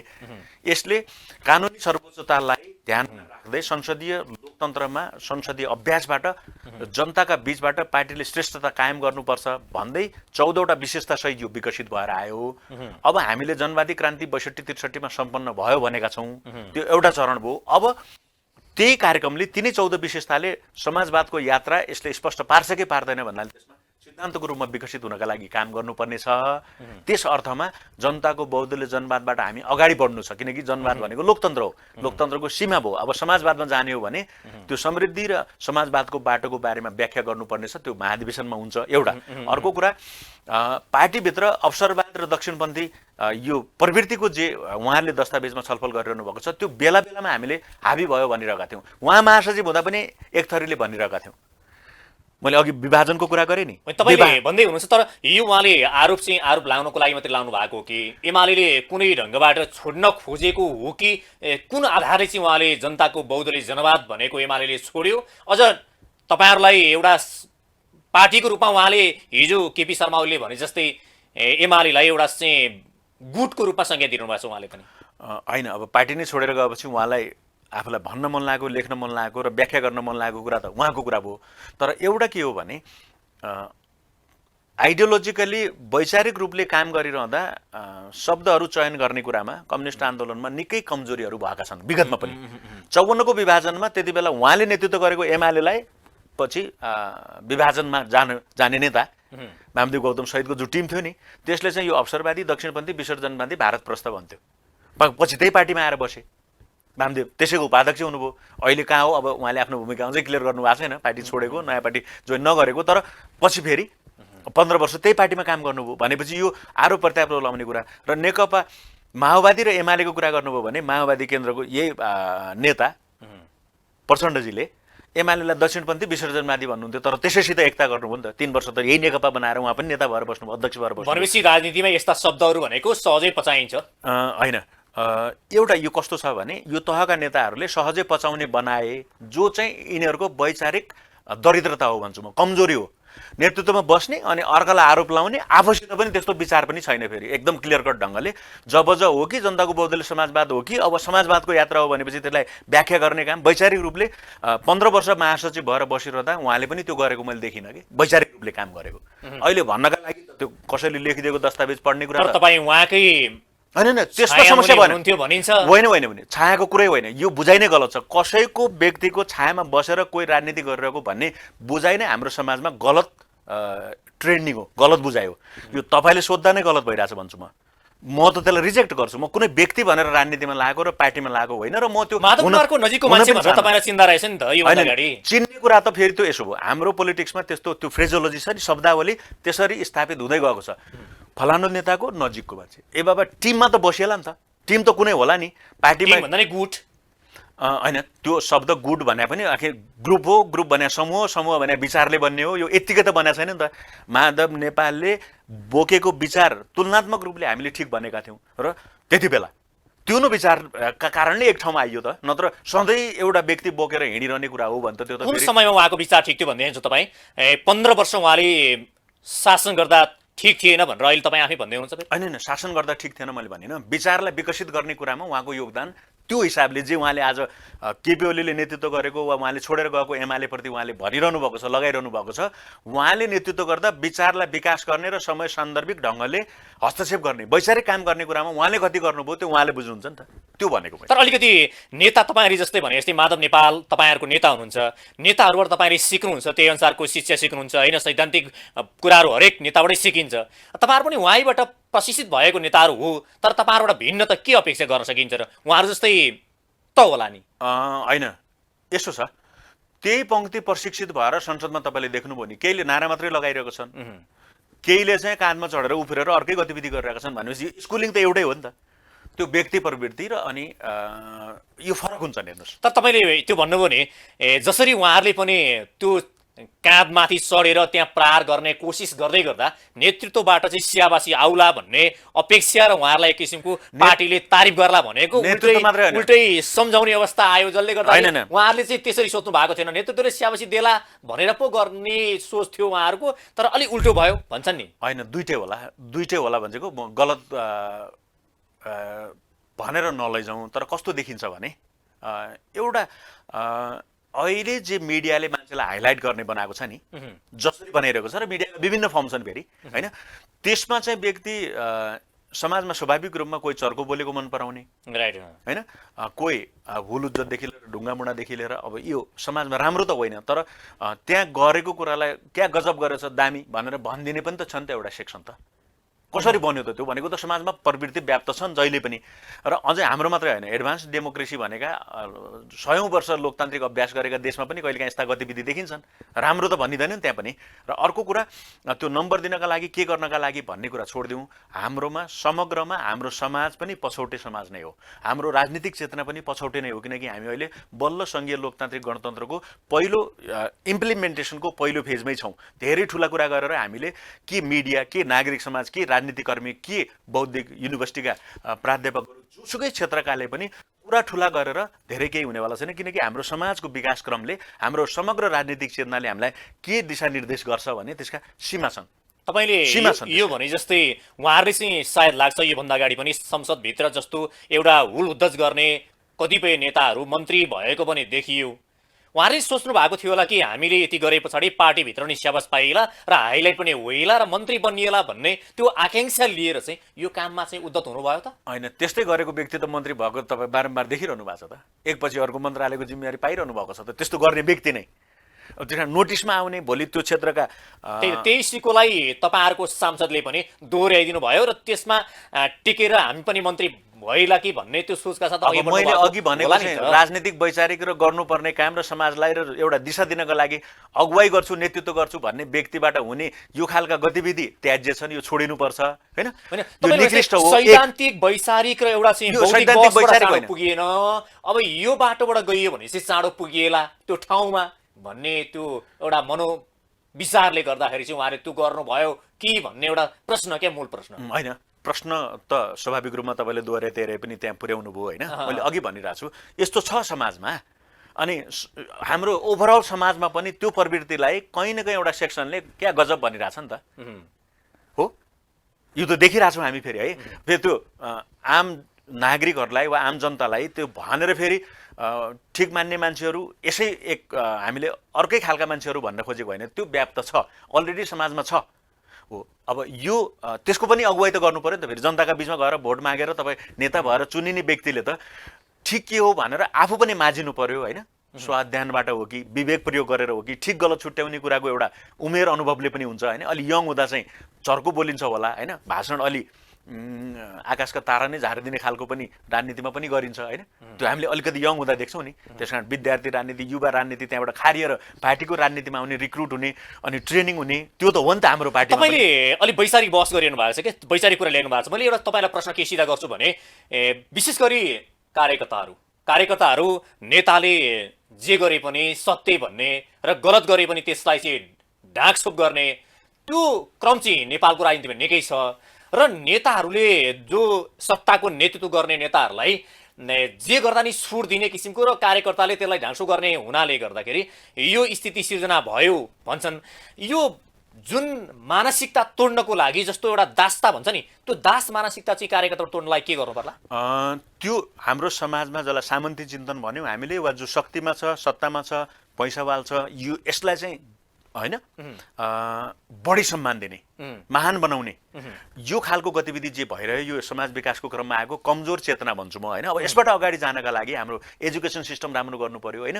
यो जसलाई हामीले पावरफुल र ठुलो मान्छे वा राम्रो मान्छे बनाउने हो त्यो छुट्याउनु पर्यो डिस्टिङसन होइन। एउटा एजुकेसन सिस्टममा हामीले अलिकति यो चाकडी प्रथा होइन, नेताले भनेपछि त्यो नै ठिक हो भन्ने कुरा क्रिटिकल भएर ठिक गलतलाई छुट्याउने चेतनाको विकास गर्नु पर्यो यो राजनीतिमा पनि होइन। र अर्को मिडिया, सिभिल सोसाइटी जसलाई भन्छौँ हामीले, यसले पनि त्यो कुरालाई इङ्गित गरिदिनु पर्यो यो गलत हो है भनेर। कयौँ एङ्गलबाट त्यसलाई चाहिँ पोस्ट्ने र क्या गजब गर्यो भन्ने एङ्गलबाट त्यसलाई प्रस्तुत गरिदियो भने त त्यो नै प्रमोट हुन्छ नि त। त्यो पनि ख्याल गर्नु पर्यो। र त्यो हाम्रो तलबाट आइरहेको अहिले रिक्रुट भइरहेको हिजोको पुस्ताभन्दा अहिलेको राजनीतिमा आएको पुस्ता स्वाभाविक रूपमा अध्ययन एक्सपोजरको हिसाबले ऊ क्षमतावान छ भने त्यसलाई अगाडि ल्याउने काम गर्नु पर्यो एउटा। अर्को मभन्दा पछाडि आउने पुस्ता ऊ बढी क्षमताका साथ आउनु पर्यो र उसले त्यो चाकडी वा गुट वा यो विचारविहीनता र कुनै क्षेत्रको आफ्नो दक्षता बिना राजनीतिमा आउँछु र अनि दलाली वा त्यो दलाल प्रवृत्तिबाट ग्रसित भएर राजनीति गर्छु वा ठिक गलत छुट्याउन छुट्याउने प्रवृत्ति विकसित नभइकन आउँछ तपाईँले भने यो भने त्यसलाई जस्तो चाहिँ हामीले ध्यान दिनुपर्छ, तपाईँले यो भने डिस्करेज जस्तो गर्नुपर्छ। विशेष गरी अनि एउटा नेताको चाहिँ त्यो पछि नलागिकन उसको चाहिँ झोला नबोकिकन उसको गुणगान नगाइकन त नेता बन्दैन नि त, कुनै कार्यकर्ता नेता बन्दैन नि त, सत्तामा पुग्दैन नि त। हो, यो स्टेटमेन्ट र यो बुझाइ नै गलत छ र यदि यो मात्रै स्थापित भइरहने हो बुझाइ भने गलत कि भइरहेको यो भइरहेको एउटा यसमा त्यही म डिस्टिङसन गर्नु पर्यो, बुझाइ छुट्याउनु सही पर्यो हो भन्छु भने। तर भइरहेको नि यही हो। होइन, धेरै हदसम्म त्यो भइरहेको हो तपाईँले भनेको कुरा, तर त्यो ठिक पार्नका लागि गरिने प्रयासहरू बेला बेलामा भएका छन्, भइरहेका छन् र हुनुपर्छ र त्यो अझै बढी हुनुपर्छ भन्ने मेरो बुझाइ हो। तर तपाईँलाई यो विषय तपाईँको जो राजनीतिक जीवनमा भिराइदियो भने कसो हुन्छ? म यसका लागि अधिकतम प्रयास गर्छु र इमान्दारिताका साथ प्रयास गर्छु भनेरै म राजनीतिमा छु। गर्दा गर्दै सकिनँ भने त अलग कुरा भयो, तर म आजसम्म यसलाई व्यक्तिगत जीवनमा र राजनीतिक र पार्टीको जीवनमा पनि बढीभन्दा बढी लागू गर्नका लागि र भनाइ र गराइमा एकरूपता दिनका लागि म निरन्तर प्रयत्नशील छु र यो गरिरहँदा म राजनीतिबाट साइड हुने वा भनौँ न, तपाईँले अघि एक इन्फर्मली कुरा गर्दा पनि होइन, कन्स्टिट्युन्सीमा होइन आम त्यहाँको कि पार्टी कार्यकर्ता कि आम मतदाता वा भनौँ न त्यहाँको समग्र जनता वा त्यहाँ त युनिभर्सिटी छ, त्यहाँ इन्टेलेक्चुअलहरू छन् होइन, त्यहाँ मिडिया छन् होइन, सशक्त मिडियाहरू छन्, तिनका बिचमा म टेस्टेड भइरहनुपर्छ नि त। म त निरन्तर टेस्टेड भइरहेको छु नि त। अहिले तपाईँसित कुरा गर्दा मेरा बोलेका कुरा त रेकर्ड छ नि, भोलि त्यहाँ सोध्ने होला नि त मलाई। म टेस्ट हुन तयार छु। यसमा मैले अझ तपाईँलाई अलिक क्लियर पार्न खोजेको चाहिँ तपाईँ पनि अहिले सांसद हुनुहुन्छ, तपाईँ राजनीतिमा जुन हैसियत राख्नुहुन्छ, यहाँ आइपुग्न पनि तपाईँले कुनै नेताको झोला बोकेरै या पछाडि हिँडेरै आउनु भएको हो भन्ने प्रश्न गरेँ भने मैले त्यो गरेको छैन र म त्यो गर्न पनि चाहन्न र त्यो गर्नका लागि मैले राजनीति गरेको होइन। यो घृणाको विषय हो, यसलाई चाहिँ घृणा गर्नुपर्छ र यो कसैले पनि नगरून् भन्ने चाहन्छु म, र त्यो कुरा म प्रमोट गर्न चाहन्छु। तपाईँ विचारकै आधारमा, तपाईँको आफ्ना सिद्धान्तकै आधारमा, तपाईँ आफ्नो अडानकै आधारमा, तपाईँको आफ्नो वैचारिक रूपमा आफ्नो स्टेट लाइन लिएरै तपाईँ यहाँ आइपुग्नु भएको हो। यसो भयो, मैले भने नि पार्टीभित्र हुने जस्तो दुईटा पक्षभन्दा वा तीनटा पक्षभन्दा त्यो तीनटा भन्दा चौथो पक्षमा बनाउन सक्ने क्षमतामा हो कि होइन, वा आफ्नै केही पछिको कुरा भयो त्यो हो कि होइन, त्यो छोडिदिउँ। नभए पार्टीमा अघि तपाईँले भने जस्तो गुट भनौँ, विचार समूह भनौँ, किताबन्दी भनौँ, यी सबै हुन्छन्। त्यसमा कम्पेरिटिभली ठिक र गलत तुलनात्मक रूपले 19, 20, 18, 17 होइन कम हुने कुरा, किनकि समग्रमा 20 होला नि, तपाईँ 10 त हुनुहुन्छ। होइन 10 पनि मैले भनिनँ। म व्यक्तिगत रूपमा मलाई 10 वा तल मैले एकदम त्यो आउनु अहिले कसरी मैले डिक्लेयर गर्नु भएन, त्यो त आम जनताले टेस्ट गर्ने कुरा हो होइन, मेरो व्यवहारबाट, मेरा कामबाट। तर मैले भनेको तपाईँको अगाडि अप्सन के छ, 20 र 19 छ कि 20 र 17 छ, त्यही 20 र 17मा 17 चुनिने होला, 20 र 19मा 19 चुनिने होला। भनेपछि अरू नेताहरूले जसरी अघि हामीले कुराकानी गऱ्यौँ, जुन ढङ्गले उहाँहरूले आफ्नो नेताको चाहिँ पछ्यौरो समातेर अघि बढ्ने परिपाटी नेपालको राजनीतिमा छ नै तपाईँ स्वीकार गर्नुहुन्छ, तर म त्यसो गर्दिनँ र त्यसरी आएको पनि होइन, तिनटै कुरा तपाईँ सहमत हुनुहुन्न? एकदम, र म त्यसमा निरन्तर प्रयत्नशील रहन्छु र मैले स्कुल्ड गर्ने मेरो पछाडिको जेनेरेसन जसलाई म मेरो पार्टीमा आऊ भनेर भन्छु र राजनीतिमा राजनीतिले पनि समाजलाई योगदान गर्न सकिन्छ, राष्ट्रलाई योगदान गर्न सकिन्छ भनेर मैले दिन सक्ने जतिलाई र बुझाउन र सम्झाउन सक्ने जतिलाई यो कुरा गलत हो, यो गर्नुहुन्न र क्रिटिकली ठिक र गलतलाई छुट्याउने चेतनासहित तपाईँ राजनीतिमा आउनुहोस् र दलाल र केही नगरिकन, आफूले इन्कम नगरिकन पार्टीमा गलत तरिकाले पैसा कमाउने सोचका साथ राजनीतिमा नलाग्नुहोस्। यो प्रदूषित गर्ने कुरा हो, यो गलत प्रवृत्ति हो र गलत राजनीति हो, यसमा नलागौँ भनेर म भनिरहेको छु। तपाईँलाई धेरै झन्झट लागिसकेकोलाई प्रश्न कति दोहोऱ्यायो भनेर, तर तपाईँलाई पनि विशेष गरी अब जनताले पत्याउलान् र एउटा प्रश्न, जनताले पत्याउलान् र हिजो माधव नेपालको पछि लागेर यहाँ आइपुग्नु भयो भनेर मान्छेले विश्लेषण गर्दा रहेछन्, यसमा जनताले पत्याउलान् र मेरो प्रश्न यो होइन, म त्यो व्यक्तिको पछि लागेर मैले राजनीति गरेकै होइन होइन। एउटा कुरा मैले अघि पनि भने तपाईँलाई, म 6औं महाधिवेशनदेखि 4वटा महाधिवेशनमा सहभागी हुँदा यिनै नेताहरू कोही पनि एक ठाउँमा थिएनन् कि, त्यस कारण एउटा कुरा त्यो भयो होइन, त्यसलाई डिटेलमा म गइनँ होइन। र मैले कुनै नेतालाई यो नेता त्यो नेता भनेर नेता बोकेको होइन। अब मेरो राजनीतिक चेतनाले त्यो महाधिवेशनमा वा त्यो समयमा को नेता तुलनात्मक रूपले ठिक एजेन्डा र विचार बोकिरहेको छ त्यसलाई मैले साथ समर्थन दिएको छु। त्यो बोक्दा पछिल्लो समयमा माधव नेपाल त्यो विचार समूहको नेता हुनुहुन्थ्यो, यति मात्रै बुझौँ। अब अलिकति तपाईँहरूको हिजो नेकपा एमाले र माओवादी बीच बनेको एउटा नेकपाको स्थितिदेखि अलिकति अगाडि आउँ। तपाईँहरूलाई नेपाली जनताले एउटा स्थिरताको लागि, शान्तिको लागि र विशेष गरी तपाईँहरूको सरकार आएपछि देशमा जुन किसिमको सरकार फेरबदल भइरहने 9 महिनामा 8 महिनामा जुन सरकार फेरबदल हुन्थ्यो, यो स्थितिको अन्त्य गरेर हामी देशलाई समृद्धि, विकास र उन्नतिको पथमा अगाडि बढाउँछौँ भनेर एउटा बासा गरेर सायद तपाईँले पनि त्यो प्रतिज्ञाहरू तपाईँको क्षेत्रका जनतालाई गर्नुभयो होला। यी कुराहरू आज पुरा नभएर नेकपा पनि अहिले भत्ताभुङ्ग भयो, तपाईँहरूको पार्टी एमाले पनि विभक्त भयो। यसले गर्दा तपाईँलाई अब निर्वाचनमा जाँदा जनताले मत दिनको लागि विश्वास गर्छन्? हामीले निर्वाचन ताका गरेका प्रतिबद्धताहरू वाम गठबन्धनको तर्फबाट थिए। अब त्यो गरेका बाचा र प्रतिबद्धताहरूमा म जस्तो एउटा र्याङ्क एन्ड फाइलमा बसेको कार्यकर्ता र सांसदका लागि केही सीमाहरू छन्। एक त ओभरअल राजनीतिको कोष नै अगाडि गयो भन्ने कुराका लागि त्यसका प्रमुख नेताहरू र शीर्षस्थ नेताहरू प्रमुख रूपमा जिम्मेवार छन् र त्यसका बावजुद पनि मैले कन्स्टिट्युन्सीमा प्रमुख रूपमा उठाएका मेन एजेन्डाहरूको कुरा गर्नुहुन्छ भने त्यो त्यहाँको बन्दरको एयरपोर्ट सञ्चालन गर्नका लागि मैले गरेको मेहनत त्यहाँको नागरिकहरूले जनताहरूले देखिरहेका छन् हैन। सुक्खा बन्दरगाह बनाउने कामको प्रोग्रेस त्यहाँको जनताले देखिरहेका छन्। महाकाली करिडोर होस् कि त्यो महाकाली अस्पताललाई राम्रो सुविधा सम्पन्न अस्पताल बनाएर एउटा टिचिङ हस्पिटलको रूपमा विकसित गर्ने कामको लागि मैले गरेको प्रयासको त्यहाँ छलफल पनि भइरहेको छ, मूल्याङ्कन पनि भइरहेको छ र त्यो मूल्याङ्कन गरेर स्वाभाविक रूपमा त्यहाँका मतदाताले मलाई फेरि पनि गरेको मेहनतलाई अवार्ड दिन्छन् र मलाई अब भोलि पार्टीले मलाई उम्मेदवार बनाउने कुरा एउटा होला हैन। त्यो त्यसो हुँदा र मेरो पनि दावा रहन्छ र त्यहाँको जनताले मूल्याङ्कन गर्छन् भन्ने मलाई तपाईँले पनि एउटा एजेन्डा मध्ये हामी तपाईँहरूको पार्टीले पहिला भन्थे पनि हामी 20 देखि 50 वर्षसम्म कम्युनिस्टको शासन यो देशमा गर्छौँ भन्नुहुन्थ्यो। तपाईँले पनि आफ्नो चाहिँ निर्वाचन क्षेत्रमा यो शब्दलाई मिसाएर भाषण त गर्नुभयो होला नि? यसो त्यो कम्युनिस्टले शासन गर्छौँ भन्नेमा पनि फेरि कहिलेकाहीँ त्यो बुझाइमा फरक छ। त्यो कम्युनिस्ट शासन ल्याउन खोजेको होइन, लोकतान्त्रिक प्रक्रियाबाटै जनताको मत जितेर लोकतान्त्रिक प्रक्रिया। तर हाम्रो कम्युनिस्ट पार्टी नेकपाले 20 देखि 50 वर्ष यो देशमा एउटा चाहिँ सरकार चलाउँछ भन्नुभएको हो नि? होइन, त्यस्तो त मलाई लाग्दैन। म त्यो कुरामा विश्वास गर्दिनँ हैन। 20 देखि 50 वर्ष एउटै पार्टी कुनै समाजमा शासन सत्तामा टिक्छ भनेर डेमोक्रेसीको एउटा ब्युटी नै के हो भने तपाईँ 1 देखि 2 कार्यकाल हेर्नुहोस्। चीनमा कम्युनिस्ट पार्टी त होइन, चीनको कम्युनिस्ट पार्टीको त प्रणाली नै फरक भयो नि त। लोकतन्त्र हो भने त लोकतन्त्रमा त असहमति र अनि सरकारले डेलिभरी दिन सक्ने कुराको लिमिटेसन हुन्छन्। त्यो कुनै पनि डेमोक्रेसीमा हेर्नुहोस् 2-3 इलेक्सन भन्दा पर नेसनलदेखि लोकल इलेक्सनमा कुनै पार्टी चाहिँ त्यसो सधैँ टिकिरहने हुँदैन। यो लोकतन्त्रको फेरि राम्रो पक्ष पनि। प्रश्न चाहिँ के उठ्यो भने 5 वर्षको म्यान्डेट तपाईँलाई दिएर पठाएको त हो नि, त्यसलाई ठेकी खान सक्नुभयो? होइन, त्यो त दुईटै कुरा भयो। हामीले प्रयास गर्यौँ। अब हाम्रो लेभलको प्रयासमा त म भन्दैछु त संसद विघटन, त्यसलाई बिउताउने, यो सबै प्रयासमा त हामी लागिरहौँ नि त। अब तुलनात्मक रूपले मैले के कति गर्न सकेँ त्यो पनि मूल्याङ्कनको विषय होला। प्रयास चाहिँ के निरन्तर के रह्यो भने 5 वर्ष काम गरौँ, नेकपाको सरकारले नै गरोस् भन्ने भयो। तर अब त्यो पार्टी नै फुट्ने आदि इत्यादिमा अब हामी पनि सहभागी त छौँ।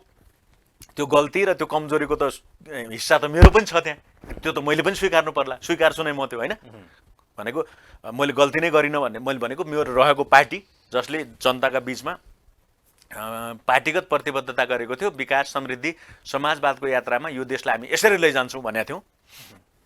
त्यो गर्न नसकेकोमा गल्ती र सरी भन्ने ठाउँ त छ नै। अझ बढी चाहिँ जिम्मेवार तपाईँहरू के कारणले हुनुभयो भने हिजो तपाईँले आफैले पनि भन्नुभयो देउबालाई मत दिन जानुभयो, आफ्नो पार्टीको सरकार छोडेर तपाईँहरू खेमाको हिजो माधव कुमार नेपाल पक्षीय नेताहरूले, जसले गर्दा यो स्थिति आउनुमा अलि बढी जिम्मेवार दोषी चाहिँ तपाईँहरू हो? होइन, त्यो त धेरै पछिको कारण हो। फेरि अघिको कारण अझ अगाडि आएँ, यहीँ अगाडि नै आएँ। आज कोही भनौँ न यो चाहिँ पछिल्लो एउटा श्रृङ्खलाको कुरा गर्न थाले। होइन, किन गयौँ त हामी भन्ने प्रश्न छ नि त। संसद विघटन गर्नु गलत थियो, असंवैधानिक थियो भनेर हामी गएका छौँ भनेपछि त त्यो कोर्स करेक्सन गर्नका लागि गएका हौँ। संसदले 5 वर्ष काम गर्न पाउनु पनि राजनीतिक स्थिरताको एउटा कारण हो। त्यहाँ सरकार बन्ने विकल्प छन्जेलसम्म संसद विघटन गर्नु हुँदैन थियो भन्ने कुराको हाम्रो मत रह्यो र त्यो मत हामी सर्वोच्च गयौँ र सर्वोच्चले पुनर्स्थापना गरेपछि त त्यो त सक्यो। अडान नभएको नेताहरू भनेर तपाईँलाई चिनिदो रहेछ के? अडान नभएको होइन, अडान भएको कारणले भएन र यो संसद पुनर्स्थापना। अडान भएको कारणले अनि अहिले यो पुनर्स्थापना भएर यसले संसदले आफ्नो आयु पूरा गर्दैछ, त्यो होइन र। तर हिजो तपाईँले माधव नेपाललाई लिएर हिँड्नुभयो, फेरि माधव नेपाललाई छोडेर उता केपी शर्मा ओलीसँग जानुभयो। त्यसले गर्दा अडान छोड्नु भयो। त्यसकारण तपाईँहरूलाई अडान एउटा राजनीतिमा अडान भन्ने हुन्छ नि, भन्ने कुरा गर्न थालेका यसो हो, अडान पनि हुन्छ र लचकता पनि आवश्यक हुन्छ। हेर्नुहोस्, अडान संसद पुनर्स्थापना गर्ने कुरासम्म राख्यौँ हामीले, त्यसपछि चाहिएको लचकता भनेको नेकपा एमालेको जीवनलाई नयाँ ढङ्गले अगाडि बढाउने लचकता चाहिन्थ्यो। त्यो लचकता नभएर उहाँ टुटेर नयाँ पार्टी बनाएर जानुभयो। माधव कुमार नेपाली तपाईहरु धोकेबाज भनिराख्नु भएको छ।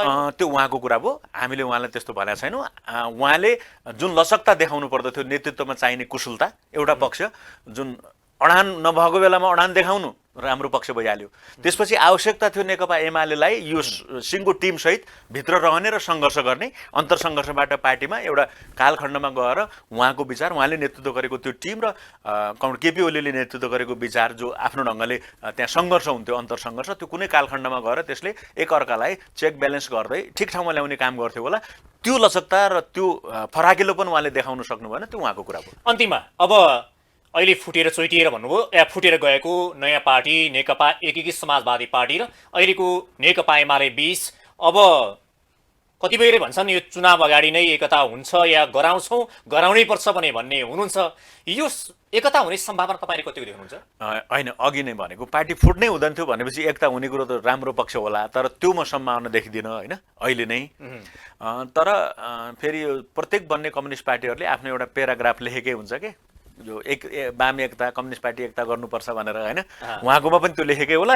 पहिलादेखि यहाँ फेरि नेकपा एमालेकोमा, माओवादीकोमा, अरू पार्टीकोमा पनि त्यो लेखेकै जस्तो हुन्छ कि एउटा, त्यो सबैमा राखेकै हुन्छ त्यो दस्तावेजमा। त्यस कारण त्यो त्यस हिसाबले त होला भन्नु पर्यो। तर अहिले तत्काल निकट भविष्यमा एकता हुने एउटा त अब चुनाव नै कहिले हुन्छ असम्भव भन्ने त त्यही त होइन, त्यही हिसाबले असम्भव भने होइन मैले होइन, तत्काल चाहिँ म देख्दिनँ। किनकि अब फागुन चैतमा स्थानीय तहको इलेक्सनमा एकअर्काका साइज र पाखुराहरू जे देखिने हुन्छ नि, त्यो देखिसकेपछि बल्ल रियलाइजेसन सुरु हुन्छ। तर माधव कुमार नेपाल र केपी शर्मा ओली बीचमा केही विचार या बहस या चाहिँ उहाँहरूका मत मिल्यो भने त एकता त भइ नै हाल्छ। फेरि तपाईँहरू बीचमा त भोज किन होस् मतलब हुँदैन। फेरि हिजो पहिला पनि त्यही भएको होइन र, केपी शर्मा ओली र प्रचण्ड बीच मत मिल्यो, मन मिल्यो। तपाईँको प्रश्नको सेकेन्ड पार्ट चाहिँ उनीहरू मिल्छ भन्ने कुरा चाहिँ साँचो हो, तर अहिले अगाडिको पार्ट मिल्छन् त भन्ने कुरा चाहिँ म चाहिँ सम्भावना देख्दिनँ। उहाँहरूको तिक्तता र एक अर्कालाई घोचपेचदेखि लिएर जुन तहमा पछार्ने काम भइरहेको छ त्यो एङ्गलबाट हेर्दा म चाहिँ एकताको सम्भावना देख्दिनँ अहिले। तत्काल एकताको सम्भावना छैन। हस्, कार्यक्रममा आइदिनु भयो, यहाँलाई म विशेष धन्यवाद दिन चाहन्छु। हस्, धन्यवाद तपाईँलाई पनि। दर्शकवृन्द, आज हाम्रो कार्यक्रम हुनुहुन्थ्यो नेकपा एमालेका नेता डाक्टर दीपक प्रकाश भट्ट। आज हामीले विशेष गरी उहाँसँग पछिल्लो समयको नेकपा एमालेको जुन संसदमा देखाएको गतिविधि र नेकपा एमाले भोलि चाल्ने बाटो या यावत विषयमा कुराकानी गर्यौँ। आजको समय सकिएको छ। नमस्ते।